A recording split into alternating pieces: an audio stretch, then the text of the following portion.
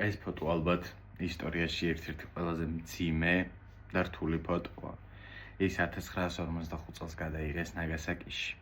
ატომური დაბომბვის შემდეგ ადგილზე, სადაც კრემაცია მიდიოდა, მივიდა პატარა ბიჭი, რომელსაც ზურგზე ჩვილი ბავშვი ყავდა, მისი ძმა.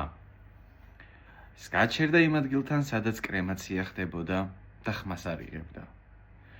ყველა მიხვდა რა ხდებოდა ირგვლივ, მათ შორის ფოტოგრაფიც, რომელიც ვერ ეკარებოდა ბავშვს. ბოლოს ნიღბებში გამოწყობილი სამხედროები მივიდნენ ბავშვთან და თავზე ხელი რომ მოკიდეს, ყველა მიხვდა, რომ ჩვილი ბავშვი იყო მკვდარი. პატარა ბიჭს უსიტყვოდ მოხსნეს ეს ბავშვი, ჩადეს ცეცხლში და ეს პატარა ბიჭი ამ ყველაფერს უყურებდა ისე, რომ ხმაც კი არ ამოუღია, არც გაქანებულა, ერთი პატარა ცრემლიც კი არ წამოსვლია. უყურებდა ბოლომდე. და როდესაც ცეცხლი ჩაქრა, გაბრუნდა და წავიდა.